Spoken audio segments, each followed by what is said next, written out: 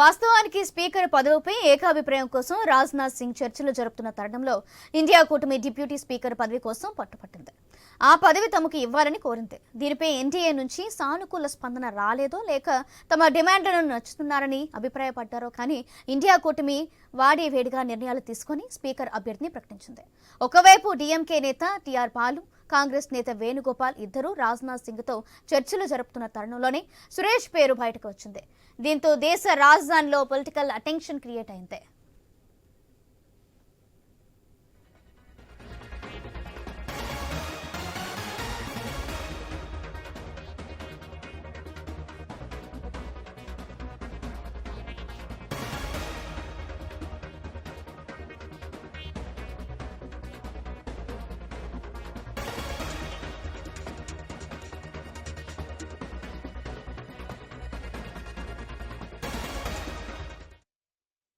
లోక్సభలో ఎన్డీఏకే బలం ఉంది. మోదీ నేతృత్వంలోని ఎన్డీఏ కూటమికి 293 మంది ఎంపీలు బలం ఉంటే కాంగ్రెస్ సారథ్యంలోని ఇండియా కూటమికి 233 మంది ఎంపీలు ఉన్నారు. ఈ రెండు కూటములకు చెందని ఎంపీలు మరో 16 మంది ఉన్నారు. 2014 నుంచి 2019 ఎన్నికల తర్వాత ఎన్డీఏలో పూర్తి స్థాయి మెజారిటీ సాధించింది. అందులో బీజేపీ సొంతంగా ప్రభుత్వ ఏర్పాటుకు కావాల్సిన బలం సంపాదించింది. ఈ ఎన్నికల్లో మాత్రం బీజేపీ అంచనాలు తప్పాయి. 240 సీట్లే బీజేపీకి తగ్గాయి. సొంతంగా మ్యాజిక్ మార్క్ సాధించలేదు. అదే సమయంలో విపక్ష కూటమి బలం పుంజుకుంది. కాంగ్రెస్ సింగిల్ గా 99 ఎంపీ సీట్లు సాధించింది. దీంతో కూటమి పార్లమెంట్లో బలంగా ఫైట్ చేయాలి. మోదీని అడుగడుగునా అడ్డుకోవాలని చూస్తుంది.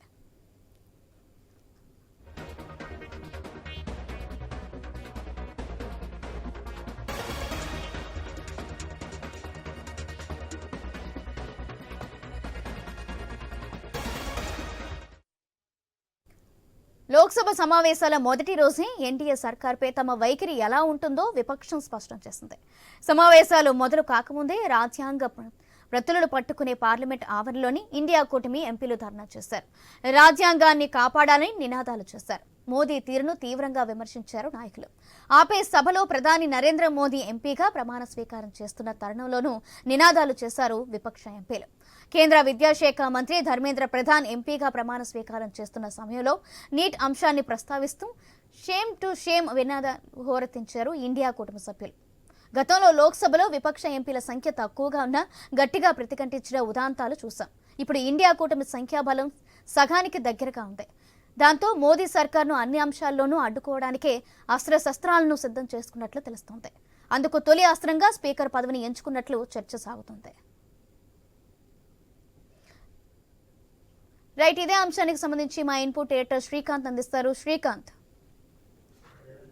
యశోజన్య, గుడ్ ఆఫ్టర్నూన్. మొత్తానికి 18వ లోక్సభ రెండవ రోజు చాలా నాటకీయ పరిణామాల మధ్య నామినేషన్ల ఘట్టానికి తెరలేసింది. డిప్యూటీ స్పీకర్ పదవిని కాంగ్రెస్ పార్టీ సారథ్యంలోని ఇండియా కూటమి కోరడం జరిగింది. బట్ ఈరోజు మధ్యాహ్నం వరకు 12 గంటల వరకు కూడా వెయిట్ చేయడం జరిగింది. 12 గంటల తర్వాత డెడ్ లైన్ ఫినిష్ అవుతుంది. నామినేషన్ కి వెళ్లాల్సినటువంటి అవసరం ఉంది. బట్ అప్పటి వరకు కూడా డిప్యూటీ స్పీకర్ పదవి పైన విపక్ష కూటమికి సంబంధించినటువంటి అభ్యర్థికి అవకాశం ఇస్తారేమో అన్నటువంటి ఉద్దేశంతో రాహుల్ గాంధీ కూటమి ఇండియా అలయన్స్ వెయిట్ చేయడం జరిగింది. ఒకవైపు రాజ్నాథ్ సింగ్ చర్చలు జరుపుతున్నటువంటి క్రమంలోనే ఇండియా కూటమి వాళ్ళ అభ్యర్థిని సురేష్, కేరళ నుంచి ఎంపీగా ప్రాతినిధ్యం వహిస్తున్నటువంటి సురేష్ ని అభ్యర్థిగా ప్రకటించారు.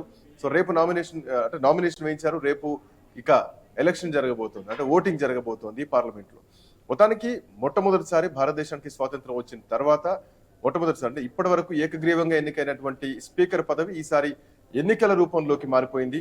డిప్యూటీ స్పీకర్ గతంలో చూసుకుంటే కనుక నిజానికి అంటే యూపీఏ టర్మ్ ఫస్ట్ టర్మ్ లో, యూపీఏ సెకండ్ టర్మ్ లో ఉన్నప్పుడు అప్పుడు భారతీయ జనతా పార్టీకి చెందినటువంటి ఎంపీలకు డిప్యూటీ స్పీకర్ గా అవకాశం ఇవ్వడం జరిగింది. ఫర్ ఎగ్జాంపుల్ మనం చూసుకుంటే కనుక యూపీఏ 1లో భారతీయ జనతా పార్టీ నుంచి ఎంపీ చరణ్జిత్ సింగ్ కు డిప్యూటీ స్పీకర్ గా ఆ రోజు యూపీఏ గవర్నమెంట్ అవకాశం ఇచ్చింది. యూపీఏ 2లో కూడా అంటే రెండోసారి యూపీఏ ప్రభుత్వం ఏర్పడ్డ టైంలో కూడా 2009 నుంచి 2014 వరకు కూడా కరియాముండాను భారతీయ జనతా పార్టీకి చెందినటువంటి ఎంపీకి డిప్యూటీ స్పీకర్ గా అవకాశం ఇచ్చింది. అయితే ఎప్పుడైతే ఎన్డీఏ ప్రభుత్వం ఏర్పాటు కావడం జరిగిందో మొట్టమొదటిసారి ఎన్డీఏ ప్రభుత్వంలో ఏఐడిఎంకు చెందినటువంటి తంబిదొరైకి డిప్యూటీ స్పీకర్ గా అవకాశం ఇచ్చారు. బట్ రెండవసారి పార్లమెంట్ లో భారతీయ జనతా పార్టీ కొలువు తీరిన తర్వాత రెండోసారి మాత్రం డిప్యూటీ స్పీకర్ పదవి ఎవరికి ఇవ్వలేదు. ఆ పదవిని అట్లాగే ఖాళీ పెట్టారు. బట్ ఈసారి మాత్రం ప్రతిపక్షం నిజానికి చాలా స్ట్రాంగ్ గా ఉందని చెప్పాలి. ఎందుకంటే 293 మంది ఎంపీలతోటి ఇండియా కూటమి గట్టిగా ఉంటే కనుక 233 తోటి ఈసారి ప్రతిపక్షం చాలా స్ట్రాంగ్ గా ఉంది. ప్రతిపక్షం అంతే డిమాండెడ్ గా డిప్యూటీ స్పీకర్ పదవి కోసం ఎదురు చూసింది. ఇట్లా నేపథ్యంలో గతంలో యూపీఏ ప్రభుత్వం పాటించినటువంటి సాంప్రదాయాన్ని ఎన్డీఏ ప్రభుత్వం పాటించకపోవడంతో ఈ కూటమి కూడా చాలా స్ట్రాంగ్ గా ఉంది. ఖచ్చితంగా ఎన్నికలు నిర్వహించాలన్నటువంటి ఉద్దేశంతో నామినేషన్ వేయడం జరిగింది. అయితే ఇక్కడ 293 మంది ఎంపీలు ఎన్డీఏ కూటమితో ఉంటే గనక 233 మంది ఇండి అలయన్స్ తో ఉన్నటువంటి పరిస్థితి కనిపిస్తోంది. ఇక ఒక 16 మంది మాత్రం దీంట్లో ఇండిపెండెంట్ గా ఉన్నారు. అంటే ఏ కూటమిలో లేకుండా ఉన్నటువంటి వ్యక్తులు 16 మంది ఉన్నారు. సో ఇట్లాంటి నేపథ్యంలో ఈ 16 మంది ఎటువైపు ఉంటారు అన్నది కూడా వెయిట్ చేయాల్సినటువంటి అవసరం ఉంది. వాళ్ళతో కూడా ఇటు ఇండియా అలయన్స్ కానీ అటు ఎన్డీఏ కూటమి కానీ సంప్రదింపులు జరుపుతూ ఉంటుంది. సో రేపు జరగబోయేటువంటి ఓటింగ్ విధానం ఏదైతే ఉందో ఈసారి చాలా రసవత్తరంగా ఉంటుందని చెప్పాలి. ఎందుకంటే ప్రతిపక్షం చాలా గట్టిగా ఉంది.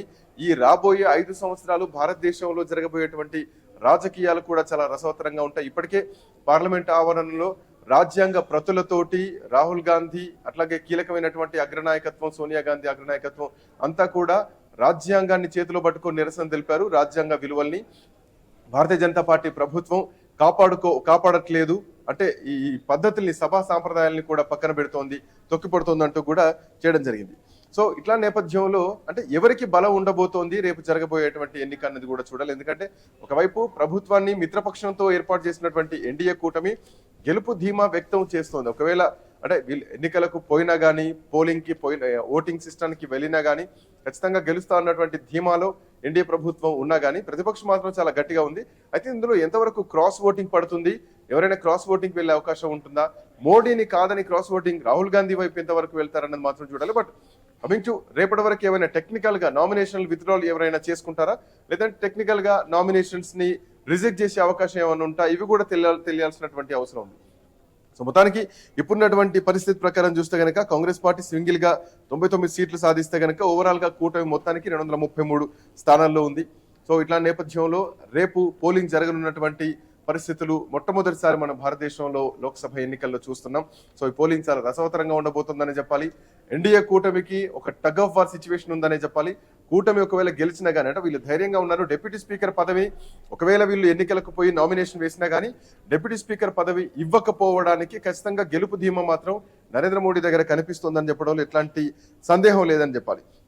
అయితే ఇప్పటికీ మోడీ కూడా చాలా సందర్భాల్లో మాట్లాడడం జరిగింది. మిత్రపక్షాలు కూడా అంటే విపక్షాలు కూడా కలుపుకొని రావాలి, భారతదేశ సుభిక్షంగా ఉండాలంటే అందరూ కలిసి ముందుకు రావాలి, ఏకగ్రీవ ఎన్నికకు ముందడుగు వేయాలంటూ కూడా ఆయన చెప్పడం జరిగింది, సందేశం కూడా ఇవ్వడం జరిగింది. బట్ ఇండియా కూటమి మాత్రం ఖచ్చితంగా ఈసారి ఎన్నికకు దిగుతున్నామంటూ కూడా ఒక వార్ డిక్లేర్ చేయడం మాత్రం కనిపించింది.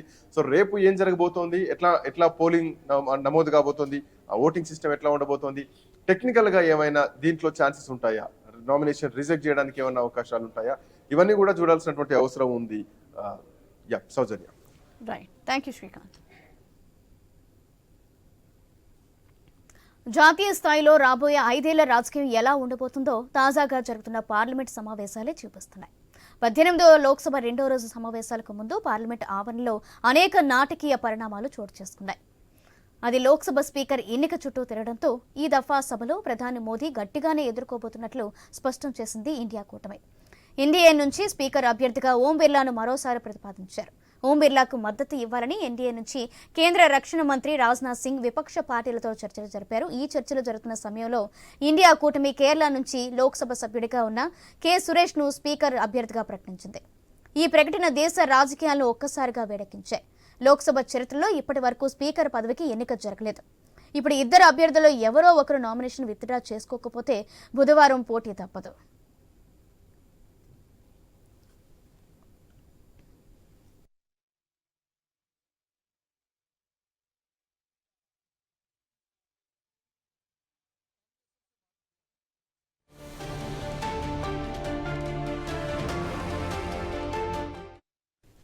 వాస్తవానికి స్పీకర్ పదవిపై ఏకాభిప్రాయం కోసం రాజ్నాథ్ సింగ్ చర్చలు జరుపుతున్న తరుణంలో ఇండియా కూటమి డిప్యూటీ స్పీకర్ పదవి కోసం పట్టుపట్టింది.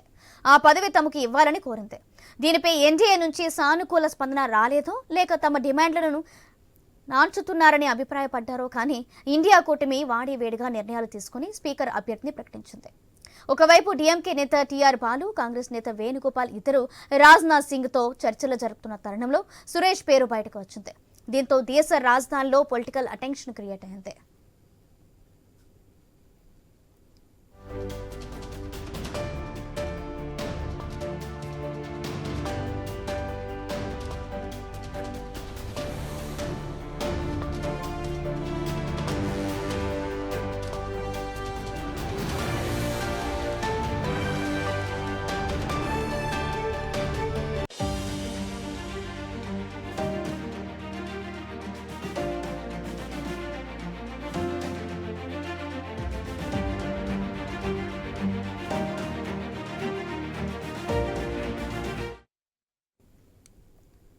లోక్సభలో ఎన్డీఏకే బలం ఉంది. మోదీ నేతృత్వంలోని ఎన్డీఏ కూటమికి 293 మంది ఎంపీల బలం ఉంటే కాంగ్రెస్ సారథ్యంలోని ఇండియా కూటమికి 233 మంది ఎంపీలు ఉన్నారు.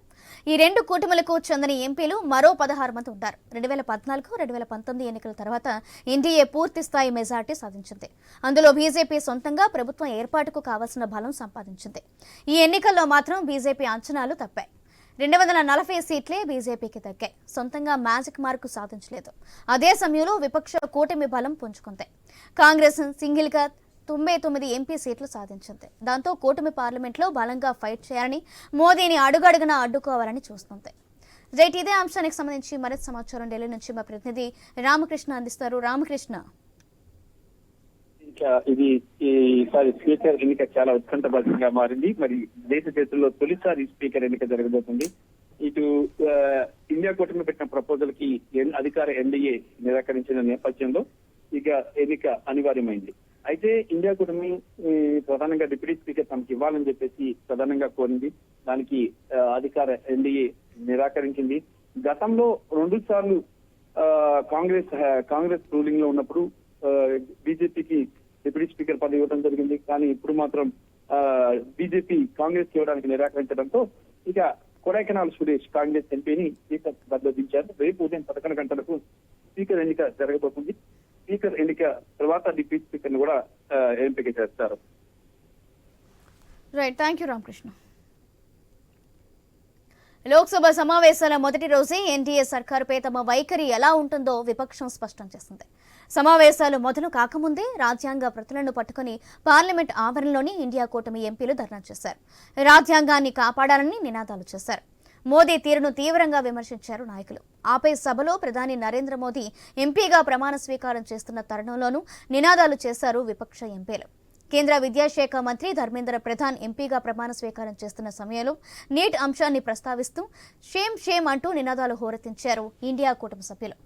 గతంలో లోక్సభలో విపక్ష ఎంపీల సంఖ్య తక్కువగా ఉన్నా గట్టిగా ప్రతిఘటించిన ఉదాంతాలు కూడా ఉన్నాయి. ఇప్పుడు ఇండియా కూటమి సంఖ్యాబలం సగానికి దగ్గరగా ఉంది. దాంతో మోదీ సర్కార్ను అన్ని అంశాల్లోనూ అడ్డుకోవడానికి అస్త్రశస్త్రాలను సిద్ధం చేసుకున్నట్లు కనిపిస్తుంది. అందుకు తొలి అస్త్రంగా స్పీకర్ పదవిని ఎంచుకున్నట్లు చర్చ సాగుతోంది. No. Only. Just now, only filed a nomination. It's a party decision, not my decision. You have to ask the party leaders. They will give you details. Just complete it. Do you hope that you will win? It's a contest. How can I say I will win or lose? It's a election. After result only we can understand. Sir संख्या बल तो साफ दिखाई देता है. क्या रणनीति रही है कि आप have you majority? You have not majority despite that you have filed. Whether winning or losing, there is a convention in Lok Sabha. So speaker will be in the ruling party, or opposition will be the deputy speaker. Last two Lok Sabha, they denied us because they said you are not a recognized opposition. Now we are a recognized opposition. It's a deputy speaker is right for us, but they are not ready to give us. Again, till 11:50, we are waiting for the reply from the government side, but they didn't give any reply. That's why we filed. Time is there. No. Only. Just now, only filed a nomination. It's a party decision, not my decision. You have to ask the party leaders. They will give you details. Just complete it. Do you hope that you will win? It's a contest. How can I say I will win or lose? It's a election. After result only we can understand. Sir संख्या बल तो साफ दिखाई देता है, अभी क्या रणनीति रही है कि आप Deputy Speaker, have you majority? You have not majority, despite that you have filed. Whether winning or losing, there is a convention in Lok Sabha. So speaker will be in the ruling party, or opposition will be the deputy speaker. Last two Lok Sabha, they denied us because they said you are not a recognized opposition. Now we are a recognized opposition. It's a deputy speaker is right for us, but they are not ready to give us. Again, till 11:50, we are waiting for the reply from the government side, but they didn't give any reply. That's why we filed. Time is there. Time is there. नहीं, ये देखिए, अभी opposition का भी condition रखना speaker के election पे, ये अच्छी बात नहीं है। ये कभी ऐसा रहा नहीं है। लोकतंत्र जो है कंडीशंस पे नहीं चलता। और रही स्पीकर इलेक्शन की बात, उसके लिए जो भी एनडीए की तरफ से जो भी करना चाहिए था उन सब ने किया। स्पेशली राजनाथ सिंह जी ने एक वरिष्ठ नेता होने के नाते सबको रीच आउट किया, ओपोजिशन को भी रीच आउट किया, उनको भी बोला कि ओम बिरला जी को हम प्रपोज कर रहे हैं तो आपकी सहायता इसमें होनी चाहिए। तो जब उनकी बारी आई कि सहायता देने की, तो उन्होंने कंडीशन रखा कि हमें ये कंडीशन करिए तभी हम करेंगे। ऐसा तो कभी हुआ नहीं, वो कन्वेंशन तो कभी रहा नहीं कि कंडीशन बेसिस पे किसी स्पीकर को सपोर्ट करना। तो हमने तो इतना तक बोला कि अगर कोई और बात होती है तो सब डिस्कस करके, डिप्टी स्पीकर की बात अगर रहती है तो सब डिस्कस करेंगे, आपस में चर्चा करेंगे, ऑपोजिशन को भी उधर रखेंगे, उनके साथ बैठकर निर्णय लेंगे। तो वो बात भी नहीं मानकर इसमें भी राजनीति करना चाहते हैं, चुनाव का माहौल लेके आना चाहते हैं।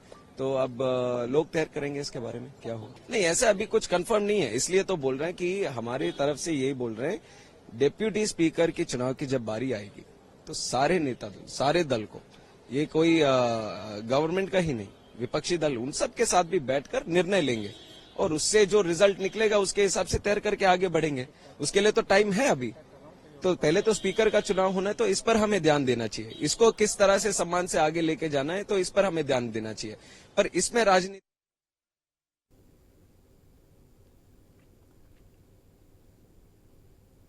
జాతీయ స్థాయిలో రాబోయే 5 ఏళ్ల రాజకీయం ఎలా ఉండబోతుందో తాజాగా జరుగుతున్న పార్లమెంట్ సమావేశాలే చెప్పేస్తున్నాయి. 18వ లోక్సభ రెండో రోజు సమావేశాలకు ముందు పార్లమెంట్ ఆవరణలోనే అనేక నాటకీయ పరిణామాలు చోటు చేసుకున్నాయి. అది లోక్సభ స్పీకర్ ఎన్నిక చుట్టూ తిరగడంతో ఈ దఫా సభలో ప్రధాని మోదీని గట్టిగానే ఎదుర్కోబోతున్నట్లు స్పష్టం చేసింది ఇండియా కూటమి. ఎన్డీఏ నుంచి స్పీకర్ అభ్యర్థిగా ఓం బిర్లాను మరోసారి ప్రతిపాదించారు. ఓం బిర్లాకు మద్దతు ఇవ్వాలని ఎన్డీఏ నుంచి కేంద్ర రక్షణ మంత్రి రాజ్నాథ్ సింగ్ విపక్ష పార్టీలతో చర్చలు జరిపారు. ఈ చర్చలు జరుగుతున్న తరుణంలోనే ఇండియా కూటమి కేరళ నుంచి లోక్సభ సభ్యుడిగా ఉన్న కె సురేష్ ను స్పీకర్ అభ్యర్థిగా ప్రకటించింది. ఈ ప్రకటన దేశ రాజకీయాల్లో ఒక్కసారిగా వేడెక్కించాయి. లోక్సభ చరిత్రలో ఇప్పటి వరకు స్పీకర్ పదవికి ఎన్నిక జరగలేదు. ఇప్పుడు ఇద్దరు అభ్యర్థుల్లో ఎవరో ఒకరు నామినేషన్ విత్డ్రా చేసుకోకపోతే బుధవారం పోటీ తప్పదు.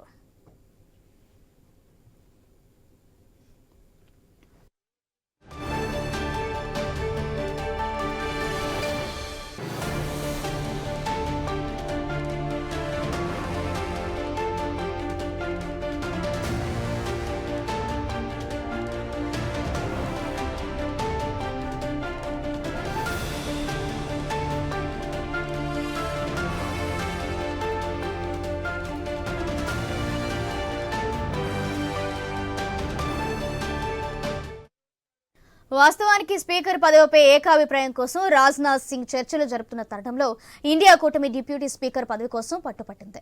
ఆ పదవి తమకు ఇవ్వాలని కోరింది. దీనిపై ఎన్డీఏ నుంచి సానుకూల స్పందన రాలేదో లేక తమ డిమాండ్లను నచ్చుతున్నారో లేదో అని అభిప్రాయపడ్డారో కానీ ఇండియా కూటమి వాడివేడిగా నిర్ణయాలు తీసుకుని స్పీకర్ అభ్యర్థిని ప్రకటించింది. ఒకవైపు డీఎంకే నేత టీఆర్ బాలు, కాంగ్రెస్ నేత వేణుగోపాల్ ఇద్దరూ రాజ్నాథ్ సింగ్తో చర్చలు జరుపుతున్న తరుణంలో సురేష్ పేరు బయటకు వచ్చింది. దీంతో దేశ రాజధానిలో పొలిటికల్ అటెన్షన్ క్రియేట్ అయింది.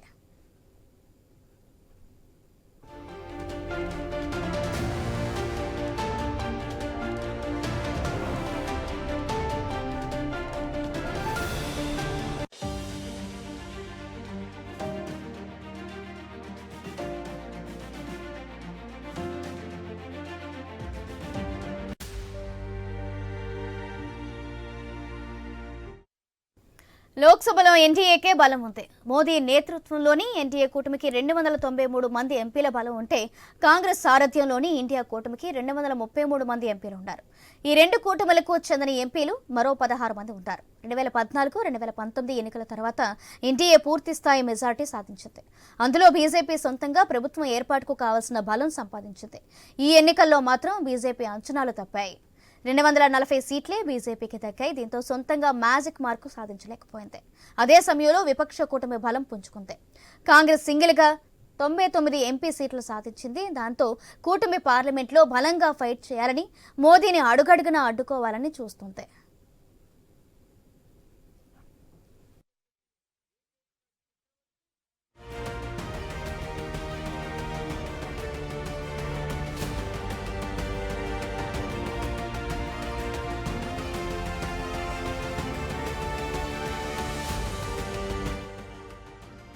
లోక్సభ సమావేశాల మొదటి రోజే ఎన్డీఏ సర్కార్పై తమ వైఖరి ఎలా ఉంటుందో విపక్షం స్పష్టం చేసింది. సమావేశాలు మొదలు కాకముందే రాజ్యాంగ ప్రతులను పట్టుకుని పార్లమెంట్ ఆవరణలోని ఇండియా కూటమి ఎంపీలు ధర్నా చేశారు. రాజ్యాంగాన్ని కాపాడాలని నినాదాలు చేశారు. మోదీ తీరును తీవ్రంగా విమర్శించారు నాయకులు. ఆపై సభలో ప్రధాని నరేంద్ర మోదీ ఎంపీగా ప్రమాణ స్వీకారం చేస్తున్న తరుణంలోనూ నినాదాలు చేశారు విపక్ష ఎంపీలు. కేంద్ర విద్యాశాఖ మంత్రి ధర్మేంద్ర ప్రధాన్ ఎంపీగా ప్రమాణ స్వీకారం చేస్తున్న సమయంలో నీట్ అంశాన్ని ప్రస్తావిస్తూ షేమ్ షేమ్ అంటూ నినాదాలు హోరెత్తించారు ఇండియా కూటమి సభ్యులు. గతంలో లోక్సభలో విపక్ష ఎంపీల సంఖ్య తక్కువగా ఉన్నా గట్టిగా ప్రతిఘటించిన ఉదాంతాలు చూశాం. ఇప్పుడు ఇండియా కూటమి సంఖ్యాబలం సగానికి దగ్గరగా ఉంది. దాంతో మోదీ సర్కార్ను అన్ని అంశాల్లోనూ అడ్డుకోవడానికే అస్త్రశస్త్రాలను సిద్ధం చేసుకున్నట్లుగా కనిపిస్తుంది. అందుకు తొలి అస్త్రంగా స్పీకర్ పదవిని ఎంచుకున్నట్లు చర్చ సాగుతోంది. उपाध्यक्ष कौन होगा वो पहले तय करे, फिर अध्यक्ष के लिए समर्थन मिलेगा। इस प्रकार की राजनीति को हम की निंदा करते हैं और मुझे लगता है कि अच्छी परंपरा ये रहती है कि लोकसभा निर्विरोध एक सर्वसम्मति से अध्यक्ष चुनता, तो लोकसभा की भी मर्यादा अच्छी रहती, सभी पक्ष का उसमें योगदान रहता और स्पीकर वैसे भी किसी सत्तारूढ़ पार्टी या विपक्ष का नहीं होता है, वो पूरे सदन का होता है। वैसे ही उपाध्यक्ष भी कोई पार्टी या दल का नहीं होता है, पूरे सदन का होता है और इससे उसमें सदन की सहमति हो, ऐसे शर्तों के आधार पर कि किसी एक पर्टिकुलर व्यक्ति या पर्टिकुलर पक्ष का ही उपाध्यक्ष हो, वो लोकसभा की कोई परंपरा में नहीं बैठे। लोकसभा क्लियरली कहा है। राजनाथ सिंह जी का खारगे जी को फोन आया, राजनाथ सिंह जी ने खारगे जी से कहा देखिए आप हमारे स्पीकर को सपोर्ट की। ऑपोजिशन, पूरी ऑपोजिशन ने कहा है, हमने सब के सब से बात की है, पूरे ऑपोजिशन ने कहा है कि हम स्पीकर को सपोर्ट करेंगे, मगर कन्वेंशन ये है कि डेप्यूटी स्पीकर ऑपोजिशन को मिलना चाहिए। राजनाथ सिंह जी ने कल शाम कहा था कि वो खारगे जी को कॉल रिटर्न करेंगे। अभी तक राजनाथ सिंह जी ने खारगे जी का कॉल रिटर्न नहीं किया। तो मोदी जी कह रहे हैं कंस्ट्रक्टिव कोऑपरेशन हो और फिर हमारे नेता को इंसल्ट करा जा रहा है, तो नियत साफ नहीं है। జాతీయ స్థాయిలో రాబోయే 5 ఏళ్ల రాజకీయం ఎలా ఉండబోతుందో తాజాగా జరుగుతున్న పార్లమెంట్ సమావేశాలే చెప్పేస్తున్నాయి. 18వ రోజు లోక్సభ రెండో రోజు సమావేశాలకు ముందు పార్లమెంట్ ఆవరణలోని అనేక నాటకీయ పరిణామాలు చోటు చేసుకున్నాయి. అది లోక్సభ స్పీకర్ ఎన్నిక చుట్టూ తిరగడంతో ఈ దఫా సభలోని ప్రధాని మోదీ గట్టిగానే ఎదుర్కోబోతున్నట్లు స్పష్టం చేసింది ఇండియా కూటమి. ఎన్డీఏ నుంచి స్పీకర్ అభ్యర్థిగా ఓం బిర్లాను మరోసారి ప్రతిపాదించారు. ఓం బిర్లాకు మద్దతు ఇవ్వాలని ఎన్డీఏ నుంచి కేంద్ర రక్షణ మంత్రి రాజ్నాథ్ సింగ్ విపక్ష పార్టీలతో చర్చలు జరిపారు. ఈ చర్చలు జరుగుతున్న తరుణంలోనే ఇండియా కూటమి కేరళ నుంచి లోక్సభ సభ్యుడిగా ఉన్న కె సురేష్ ను స్పీకర్ అభ్యర్థిగా ప్రకటించింది. ఈ ప్రకటన దేశ రాజకీయాలను ఒక్కసారిగా వేడెక్కించాయి. లోక్సభ చరిత్రలో ఇప్పటి వరకు స్పీకర్ పదవికి ఎన్నిక జరగలేదు. ఇప్పుడు ఇద్దరు అభ్యర్థుల్లో ఎవరో ఒకరు నామినేషన్ విత్డ్రా చేసుకోకపోతే బుధవారం పోటీ తప్పదు.